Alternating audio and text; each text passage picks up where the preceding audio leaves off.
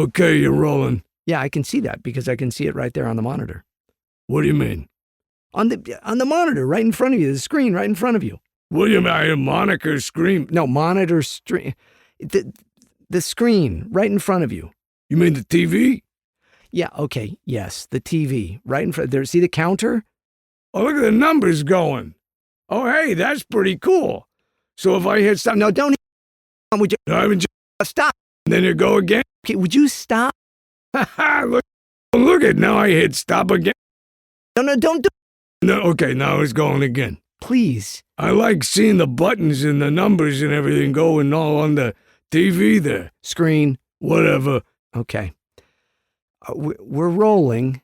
It's a big, I just want to get on with the show here, Hank, because we have the part 2 of The Time with my friend Tom Wilson. He's a good actor because, he played the bully guy, but he's a sweetheart of a guy. When I see him, I give him a big hug. Well, as you should, because Tom Wilson is a sweetheart of a guy. He is.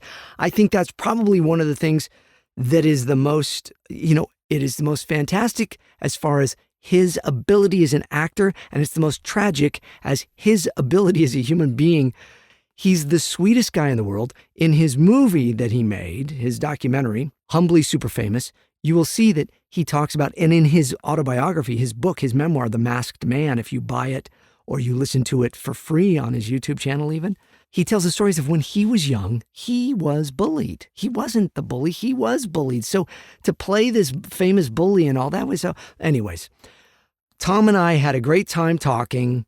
We've been friends for many years. He asked to come on my podcast, which I thought was really nice. I never want to ask my friends to come on my podcast. I mean, mainly because it's called Talking to Myself. By the way, welcome. You're listening to Talking to Myself. We should have like an introduction and everything and but instead we're just rolling right into it. Hank, the engineer here, is hitting the buttons and starting and stuff. You want me to hit the... No, don't hitting the buttons again. Just leave it. Okay, please. This is part 2. Today is part 2 of the James Arnold Taylor podcast interview with Tom Wilson, the famous actor, writer, producer, director, author, artist, entrepreneur, philanthropist. I don't know what he is. He's raconteur, every name you could come up with, and all around fantastic human being. Part 2. So if you were with us last week when we started, if not, go back and listen to part 1 before you listen to part 2, because we're coming in the middle of a conversation we're having about his life and kind of being thrown into this as this actor that just took a job. And then the next thing you know, the movie that he takes a job in that is like his first big movie, it becomes one of the biggest movies on the planet and bigger than anything he can contain. And then instead of getting to just be a character actor as he is, he's kind of typecast as this character of Biff from Back to the Future. And then his life changes in a way that he can't even just get like regular acting jobs because people can't see past what he played in the movie because the movie meant so much to so many people, especially within this time frame, which on one hand is beautiful and on the other hand is tragic because he's just a good guy that wants to provide a living for his family and all of that and be seen as a chameleon as an actor, which he is. He was a chameleon within the movies Back to the Future, playing Buford and Biff and all these characters that are all these various ranges of different people. And then he was interacting with himself on screen, which is fantastic and hard to do within itself. And the technology was new at the time. So for you now, part 2 of my interview with Tom Wilson on the James Arnold Taylor podcast, talking to myself, but at this time, I'm talking to my friend, Tom Wilson. Let's get right into it. He was just saying how he was thrust into this world that was kind of bigger than himself and beyond himself, and that's where we pick it up. Go ahead and hit play on that, Hank. What, this button? Yes, just hit the big button right there. All right, geez, here we go. As we're talking about this, and I'm thinking about this, and of course, you and I are both friends with Mark Hamill. And Mark Hamill he was kind of put in that same kind of position of a character bigger than him, but very different still. William Shatner, same thing. But then you touch on in your film Adam West. And I think that was just a beautiful story. I'll save that for people watching it. But there's only literally a handful of people on the planet, Tom, that are in a position that you're in that. And that's not to puff you up or anything. I'm just stating a fact. There's only so many movies that have hit in the way that they did, to where now it's so polarized, it's the best and the worst thing that can happen to somebody. It is. I think as fame gets more and more special, Yes. Taylor Swift, Yeah. the Kardashians, it doesn't even matter what you do. The important thing is just to be famous. Yes. So I don't think that I've ever seen any psychological writing or study of what happens to that person when that big thing happens. When you get hit by the tsunami of everyone's eyes and attention around you changing. Yeah. And begin looking at you and behaving around you completely differently. Like, what happens to that person? But very specifically too, and if you don't mind me touching on this, the fact that you didn't play the hero, right? Right. You weren't Marty. You were the bad guy. You were the villain. You were Right. So for decades, James, I would go to a barbecue at someone's house at, it's a friend and she's got a, Sure. and I meet cousin Gina, around the barbecue, and I have my hot dog, and she just says, and I say, "Hi, and she says, "I hate you." Before you can even say anything. And I say, I hate you. I say, "Yeah, I'm Tom. I'm I'm Carolyn's husband." "Yes, but I hate you." So you're forced into that. Well, but it's a movie, right? I mean, how many times, James, in my life, 70 trillion times. Yeah. I said, it's pretend. We actually had snacks on a table that were right, only a few feet away. Yeah. And they say, cut, and then we go have snacks together and hang out. And they say, I don't care. I hate you. Because very different. Now, again, my celebrity, my whatever, much smaller, because I'm a voice actor primarily, and this is what I do. But I've worked in the biggest franchise in the world, Star Wars, and I play a pretty well-known character, Obi-Wan Kenobi. So I have this little world that I get to kind of live in that. But it's very different because people don't come up and say, "I hate you." They say, "Oh, I love Obi-Wan. Say hello there. Say the line. Do this or whatever." And so generally, a little picture, you smile, maybe you sign a thing, and then that's it. But it's an entirely different thing. I mean, from getting stopped at airports by security to whatever. When I start talking about it, it can easily begin to sound like I'm complaining about it. I'm not. I wear big boy pants. I understand. I'm just pointing these things out. It's just making awareness to everybody, I think, really. When Michael J. Fox, when we're all together and we're going somewhere, Michael J. Fox is coming, and they say, "We love you, Michael." Yeah. Christopher Lloyd is coming, and they say, "Doc, we love you. I became a doctor because I studied science because of you." And I walk by and they go, "Butthead, punch my nephew. Butthead, look at he's stupid." So it's the nightmare of every 10th grader. Yeah. And if we were really honest with ourselves, there's a little bit of a 10th grader in the heart of each of us. Sure. Absolutely. Well, here's the thing. We've been friends, like I say, for over 20 years. And very, very rarely do we ever talk about Back to the Future because, one, we're actors, we're artists, we're entertainers, we get it. It's just like with Mark. I don't talk about Star Wars with Mark, even though we worked in Star Wars together, right? But the one thing I do remember one time saying, I said to you, we showed Lydia, my daughter, Back to the Future over the weekend. We watched the movies. And for her, it was like, that's King Joker Tom. That's what she calls you, King Joker Tom. And she's Princess Lydia. And so it was reversed for her because she's known you her whole life. And then she sees this character and she was able to go, "Oh, he's playing that character." And but the nice thing was I was able to say to you finally, aside of everything, you're tremendous in these movies. Your acting is tremendous in these films. Number 3 is so great.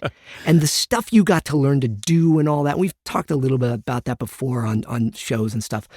But I've always loved you as an actor. I loved you because I really, even though yes, of course, saw you in Back to the Future, you were on The Tonight Show. Tonight Show was like the biggest thing on the planet to me. Johnny Carson. You were on The Tonight Show with Johnny Carson, Tom.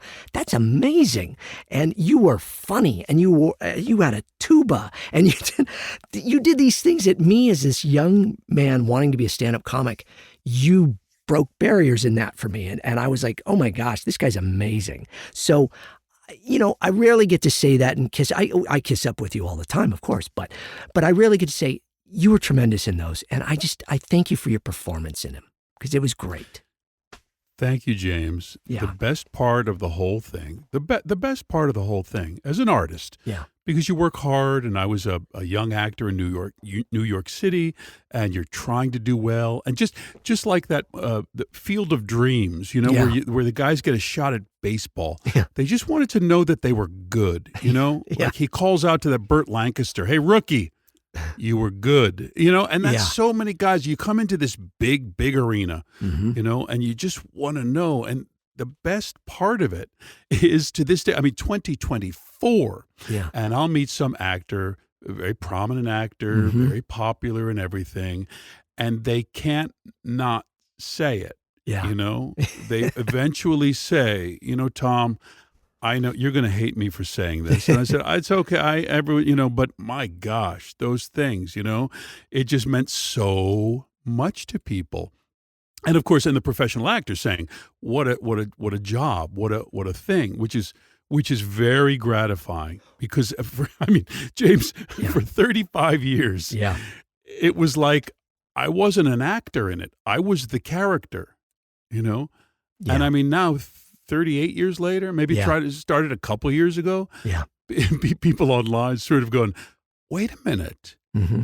That whole thing was a performance. Well, and this was way before it was easy to digitally put another version of you in. You were having conversations with you with split screen, and that was low res technology back then, and you were doing it in a way that was flawless, and so much of it was on you in that because of your characters talking to themselves. That's big stuff. I thank you, my friend. I really do. I'm very glad that though I didn't win the World Series every year and become one of those guys. Yeah. I think, as I say, look, every professional wants to know that, like, I put on the big boy uniform and went into the big stadium, and I did just fine. Yeah. I did just fine. I hit a home run in the World Series, and a lot of people don't know my name, but hey, I remember when that ball went over the fence. Yeah. Well, it broke a lot of ground too, in that you guys were the first movie to do the sequels back to back, right? It was all consecutive. It was the first. Yeah, it was the first movie to do that. Yeah, to try to the studio save money and do the second one, and then just like a week break or 2 weeks for just makeup tests and all that, working but not shooting, and then getting ready to do the cowboy stuff, and then going into the third one right away. And getting to be a cowboy had to be fun. The best part of the movies is, they say, well, Tom, the third one we're going to do a Western. Yeah, you're going to have to learn how to ride a horse. I said, I'm from Philadelphia. I ride the subway. They say, well, we're going to have this guy, Corky Randall, teach you how to ride. Now, Corky was a stunt rider with John Wayne. Corky taught the great Western director John Ford how to ride a horse. Amazing. He was a stunt rider, a cowboy, and he taught me how to ride. I learned how to quick draw and shoot the gun and spin the gun from a guy named Arvo Ojala, who was one of the historic Hollywood quick draw guys, who was on all the Western movies, the TV shows. So I learned from him. Ben Scott, my stunt double, he taught me how to gallop on the horse and spin the rope above my head and everything. So I learned all these cowboy skills. And then in the movie were historic actors, Dub Taylor, Pat Buttram, Harry Carey Jr., these guys from John Wayne movies. It was just absolutely amazing. Yeah. So it was great. It's nice I got to do a lot of stuff. Yeah. Oh yeah. Robert Zemeckis had showed me. I mean, I had seen it before, but I didn't remember it very well. The Man Who Shot Liberty Valance, great John Ford Western. Right. Lee Marvin, John Wayne, and Robert Zemeckis says, now, don't do an impression of him, but I want you to watch Lee Marvin. Yeah. And how he moves, how he acts in this Man Who Shot Liberty Valance, because it would be great if you could, base something on that. Okay, all right, well, okay. So I watched the movie a number of times. I used, it's called a quirt, the short whip in your right hand that you use on a horse. So Lee Marvin used one in The Man Who Shot Liberty Valance. So I used one as Buford Mad Dog Tannen. And the first day I came in and I'm doing this. Anyway, Dub Taylor and Pat Buttram and Harry Carey Jr., the historic actors of the West, they were over in a table in the saloon. And they're watching this big scene, and I'd go over it a number of times. You ain't Seamus McFly, all that stuff. Yeah. And Pat Buttram, he had a voice that was one of those old Western voices that it got him a lot of work in show business. Yep. And he calls me over to the table. He goes, Tom, we've been talking a lot, and well, you kind of remind us of Lee Marvin. Yeah. So that's awesome. And you did. I mean, once you said that, I thought, oh my gosh, you're right. There absolutely was that tone. Well, yeah, I based my, how about this? I based my lower jaw on Lee Marvin. Yes. Because there's only, and very few people pick that up. How many people didn't recognize you when you were Buford? A lot of people thought I'm not in the movie. Yeah, because I can look at pictures of that and go, boy, I don't see Tom in that. It was a great compliment. My friend Steve is a screenwriter, a director, and he went to see the movie. And halfway through the movie, he says he's thinking, "Is Tom not in this one?" And then I come onto the screen, and I've already been on several scenes. Yeah, but it just hits him like a wave in the theater. Like, oh my gosh, that's Tom. Yeah. It was great. It was fun. Oh, that is great. So now, jump cut decades, and we're doing Comic-Cons, you're doing Comic-Cons. There is this kind of nostalgia, for everybody, and that's wonderful. But how is it for you to then now be with everybody again? We find, with Clone Wars that we're this little family, and you. So is it kind of nice that you go, okay, here's a group of people that experienced something that only us experienced, and so we get to see each other and talk every once in a while. I didn't do very much of this nostalgia thing. Yeah. For 30 years. Yeah. More than 30 years. I didn't do that sort of thing. Yeah. Michael was going out. Michael J. Fox and Chris Lloyd was going out, and Leah, and it was sort of like, they were like, well, we're having a good time out here. It'd be great for you to come. You don't have to, but whatever. Yeah. So I just decided to try. I'll try it. Yeah. I'll just try it. Honestly, I didn't know what is expected of you at these things. Yeah. I didn't even know what happens, So I had a meeting with the agent who handles this sort of thing with Michael and Chris and everybody. Yeah. And I say, can I have lunch with you? And we'll have a burrito. And I'll just say like, okay, what do you do? Yeah. Where am I taken? What is expected of me? Well, you go to a table and you meet people and you sign pictures, and then we call it a panel where you ask, do Q&A sort of things. Right. And we do these photo ops where people pose for a picture with you. Okay. So I tried it. Anyway, the great part of Back to the Future is that Michael and Chris and Leah and I get along great. Yeah. We love each other. We always have. Yeah. So it's wonderful to see them and to hang out with them. The people are wonderful, respectful. They love the movies. Yep. I don't do it very frequently now. I mean, as people come up to me and say, we don't see you at much, I say, well, this is sort of a Sasquatch sighting. So I sort of move through the woods, swinging my arms, take a video, because then I'm going to go. And it's not because I don't love the cast or the people. Right. It's because I'm just trying to continue to move forward as an artist and to make things and to do things like that. Yeah. I call them Beatles reunions. I say, oh, we're going out with the Beatles again. Yeah. And the fact is, when I go out on a Beatles reunion, I'm Ringo, Not to me. But here at my house, here when I'm doing my work in my life, I'm Paul. Yes. So now for all of the young people listening, we're talking about the Beatles. It's Paul McCartney and Ringo Starr, the Yes. bass player, lead singer, writer of all the Beatles songs, and then the drummer is Ringo Starr. There's maybe two people that don't know that. I'm guessing most people know that. But I thought you know I would say that. you know what I mean? I know exactly what you mean because I'm the Ringo to our group. You know, Matt Lanter, you can't beat hunky Matt Lanter as Anakin Skywalker, and Ashley Eckstein is a power within herself, her superstar stuff, and then D. Bradley Baker as all of the clones, and then I'm just Obi-Wan in the back going with my Ringo accent. In fact, I remember one director actually said when I was voicing Obi-Wan for a thing, she said, "Ringo it up a little bit more." So I'm just doing that. Look, John, you know. Yeah. But I get it. It's great. Yep. Well, we'll go out to dinner. Well, you should see the jaws of people drop to the ground. Yeah.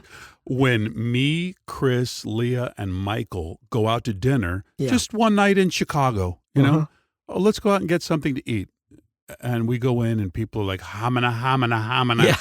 So we have a great time together. They're fabulous people, and I love them. And I do it periodically, but not a lot. Okay. It is a lot of energy to expel to do all of those shows. And we love doing them, and we love meeting people, and it's all lovely, but it is a lot. I was at one in Orlando we were at it together. And I got home and I was sick for 3.5 weeks. You know, and it's just because you and me both, James, because not putting us on any pedestal. No. But we are, the fact remains, we're regular guys who are trying to show people a good time. Exactly. Who know that when you come out to one of those things, one of those fan conventions, it's expensive to get the ticket, and it's expensive to park, and it's difficult to get into the arena, and it's all of those things. And then you get in a line in order to meet some dude like me, you know, not a huge deal. I understand that you know me from your movie screen and everything, but hey, we got to try to make people happy. Yeah, that's the we best have we can to do. use our energy to try to have fun and have them have a good time. Yeah, that's very true. Hey, so here's a question. I don't know if I've ever asked you this, but I mean, you are an accomplished actor. You're an accomplished artist. Your paintings are wonderful. I own several of your paintings. They're in my home. I look at them daily, and they make me smile. They bring joy to my life. My high school had the architecture was unusual in that it had sort of an arm of it that was the fine arts, you know, like theater and visual art, painting, and all of those, and music. Yeah. And I just stayed over there and cut everything else. Yeah. Well, it paid well, and music. It didn't pay off for figuring out the tip at the end of a dinner. No, but there's an app for that though. Exactly. That's my thing. That's what I said in high school. I either I live under a bridge, which is still a possibility, or I'll be able to hire people to do math for me. Yeah. No, you and me both. So I was saying, so you're an actor, you're an artist, you're an author. You wrote a tremendous book. I hope people would read the book and get the book. It's The Masked Man. It is a brilliant memoir. You are so many talented things. Now you're a filmmaker. Now you've been a documentary filmmaker. Is there anything you haven't done in your life that you would still like to do? I know that's a classic Barbara Walters question, but I'm curious about it because, you know, you inspire me in so many ways. I want to be a dancer. First, when there's nothing but a slum of hand. Oh boy, I shouldn't have asked. I can't pay for the rights for that. Don't sing that. Oh, sorry. Okay, cut that out. I've been both very fortunate in being able to follow a number of paths in the arts, which were fruitful and a wonderful adventure. Mm-hmm. But I go back to one of my early points, James. Yeah. I was scrambling around trying to make money to pay for food. Right. You know, so it's showbiz. As I joke about showbiz a lot because it is showbiz. If tap dancing comes back, I have to buy those shoes and get a DVD set and start just going, well, how do you do this? Yeah. Because that kind of latitude is what's going to allow you to actually make a living. Yeah. It's in our blood. You can't get away from it. I was talking about this in the last podcast. People were asking me about AI and all of these things. And I said, the problem is it waters everything down so much. It's wonderful on one hand that everybody has a device and everybody can be a filmmaker, everybody can be an author, an artist, what have you. But you have to sift through a lot of stuff to get to the artists. And there's a handful of people that are so gifted, and you are certainly one of them in every capacity of that. And so it's in us and we can't help it. We have to do it. So no matter what, Tom Wilson is going to be performing, doing something. Well, that's very true. And I think that all performers, all artists of every stripe, yeah, especially from now into the future with AI and everything, you have to make peace with the fact that you are a creative being who makes things. Yeah. And the outcome of those things, well, it is important because we'd all love to make a living from those things. Right. But the ground keeps shifting. So all you can do is commit and connect with the making of the things. Yeah. And the fact is, I stink at business too. I'm the worst businessman. I don't know how to sell the stuff. I only did my best. So if you could see the things that Tom has tried to the things that have been quote unquote successful in the world's view, man, my batting average is terrible. but you keep trying. Yeah. And realize that I simply make things because I have to. I'm a creator.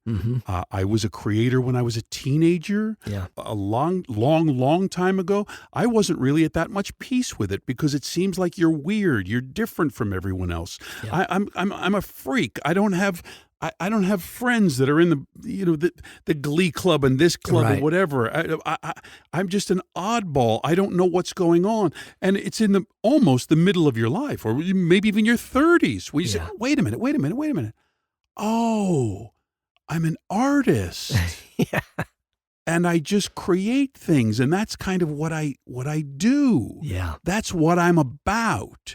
So I have to just concentrate on this creation. As a person of faith, in the hands of the Creator. Right. I'm going to create. And I wish I was more faithful and confident in that, well, I'll create and that just money will come and I'll buy furniture. Well, that's hard. That's hard. Yeah. That's hard, those steps. Yes, it is. Well, and I like to, people go like, what would you do now with your life? I go, I like doing this podcast because I like sharing with people. I like inspiring people. But the how do you make anything make money? I don't really know that. And so Lord's blessed me enough to be able to get by, and we're very blessed. So I like that my creative endeavors can just be out there. But it would be lovely if it paid the bills more, sure. But it always would. But I mean, I'm a painter. Yes. I always loved painting. My parents would take me to the Philadelphia Museum of Art, one of the world's great art museums. So I always loved it. I didn't do it, but I just began because I loved it so much. So art, like that, painting, photography, just the ability to pay attention to things, to look at them closely. Yeah. It's wonderful. And in any painting or any photograph, you're the director, you're the star, you say what it is, you have the limitations of the photographic frame or the painting, and you say, well, that's what it is. And you can hang it on a wall, or you can lean it up against a wall, or you can burn it, but you're in charge of that creation. Well, and I'm going to jump back to your film that is now on YouTube, and everybody can see it, and they go to Tom Wilson's YouTube channel and find it and watch it, because you have a lot of beautiful photography in this, and it's yours, and it's, again, the eye that you have for it all is pretty magical. I don't have that gift. I like painting and drawing and sketching, and I do my own thing, but you have a great eye for shadow and substance and context of the story. You can tell a story with a simple snapshot. People should follow you on Instagram, and they should see all that because you post a lot of beautiful black and white. Do you prefer black and white to color? I do, not in my paintings, certainly. No. But it's sort of like I enjoy colorful paintings, and black and white photography, especially black and white photography of people. Yeah. I found it a challenge to photograph people at a fan convention who were cosplaying or who were there with their family, because there's so much color everywhere that I'm trying to get to the eyes of the person. Oh. Okay. I'm trying to get into who they are and how they feel at that moment being there. Yeah. And I think black and white brings an abstraction to that image, which whatever's in the black and white shot, you're magnetized into the face of the person. Man, you're so smart. And into their eyes. You check out the big brain on Tom. I always learn stuff when I'm with you. This is why I love the this. big brain on Tom. So yes, it's very easy. Being color photography and with post-production of color photography, yes, when you see that person who's cosplaying in a big red outfit, of course, look at all that red. Wow, take a picture. Yeah. And I did it just like everyone. And you get home and you look at them, and yes, it's a very red photograph. Of nothing in particular. Right. So you're pulling in the focus. But the black and white photograph where you're getting a little closer to the person and you're trying to get into their head, that one is compelling. Well, it's very effective. It's very effective with your eye. Not everybody can do that, but I highly recommend people check out your art, check out your Instagram, check out your YouTube channel. And also, like I say, go and buy your book. It's on Amazon. Your book's on Amazon, right? You can get a digital copy. It is. You can listen to it for free on your YouTube channel. You see, you're like me. You're just putting stuff out for free on YouTube.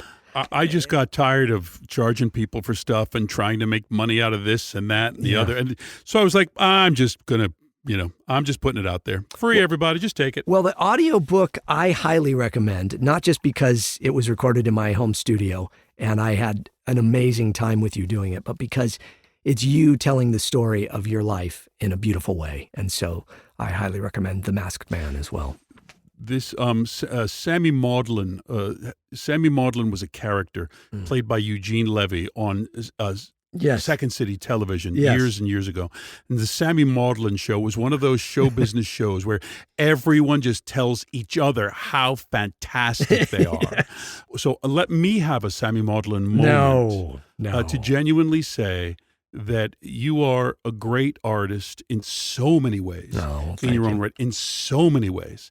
But even more than that, in helping other artists to give them a voice. I try. Thank you. Other artists who don't have the technological wherewithal, who don't know where to go or what to do. You've helped thousands, and it's it's a wonderful thing, and people should just know that man, you are a great artist and a great supporter of artists, as I've tried to be. Yeah, well, as the name of your new film, Humbly Super Famous, goes, I will humbly, super famously say thank you. That's very kind of you. But Humbly Super Famous, I love the name. I see a whole T-shirt line. Yeah. That'll be your next endeavor. It's just such a joy. I'm spoiled because I get these conversations with you anyways. I just like when we can have them and show everybody what two, humbly super famous guys do when they sit around and talk over a cup of coffee. Absolutely. Anyways. Can we do it again? Can we do it again? Yeah, I hope so. Do you need a sidekick? Yeah. I could do sidekick voices. Hey, I'm the sidekick from the sidekick. Okay, I can't. Now, I have to ask because I don't know. So on my show, I always talk about the importance of drinking water. And so I have a big mug of water. I don't know if you have a beverage, Tom, but feel free to enjoy a cool, refreshing beverage if you want. Okay, I will. I have water. I talk about the importance of water. Okay. Oh, yeah. Listen to that. Very good. Don't hurt yourself. Well, Tom Wilson, I can't thank you enough for being here on the James Arnold Taylor podcast, which is called Talking to Myself, which is kind of strange because I didn't talk to myself. I talked to Tom Wilson, but here we are. I hope it was a little bit interesting, James. I think it was. So often in podcasting, I begin talking and we all have our inner critic, and mine is very, very loud. So I'm telling you about Back to the Future story, and there's a voice in my head just going, oh, shut up. No, it's wonderful. And I think people will love it. you bring a different aspect of all of it too, which is, I think, really the wonderful part of that. And that's why I hope everybody checks out your book and checks out the movie as well. So I'm going to hit stop, and then you and I will continue to talk. Okay. Thank you, James. Bring me back sometime. I'll have better stories, I swear. Yeah, sure. And there it is, my time with Tom Wilson. I hope you enjoyed that. I enjoyed it. I enjoyed listening back to it as I went and put it all together for this podcast, because that's what we did. We recorded it a couple of weeks ago, and then I went off and did a Comic-Con. I was in Richmond, Virginia. For those of you that were in Richmond, Virginia with me, thank you so much. I had a wonderful time. I'll be in South Carolina next, but by the time this comes out, I will have already been in South Carolina, in Greenville, South Carolina, with Ashley. And we will have had a great time with all of you, I'm sure. Been doing a lot of Comic-Cons with a lot of shows, so we're keeping up with it. The movie Hidden Blessings, it may already be out and available for all of you to see by the time this podcast comes out, because I am working on a way to get it up on my Vimeo to where you can buy it or rent it, and we're going to have probably a few different ways. So you could rent it, and then you could just buy the regular movie for one price. You can rent it for another price, and then you can buy the super fantastic special edition that has all the outtakes and the deleted scenes and all of that extra, like over an hour of additional footage that will be at another price. But I'm sure I've already done an episode of the podcast about that, if that's already happened. And if not, it's coming soon, okay? So please join me next time here on the James Arnold Taylor Podcast. We're going to have so much more doing. I'm going to answer more of your comments and questions on the Instagram and on YouTube and all the places where you've been leaving comments for me to answer. I'm going to answer more of those soon. We've done so many lately, and I'm excited about that. And I can't wait to do another episode of the James Arnold Taylor Podcast coming soon. Cue that legal mumbo jumbo, Mr. Announcer Guy. Talking to Myself, the James Arnold Taylor Podcast is a production of Yumiko Inc., recorded at JAT Studios. Engineered, written, recorded, and produced by, you guessed it, James Arnold Taylor. All voices are parody and should be construed as entertainment only.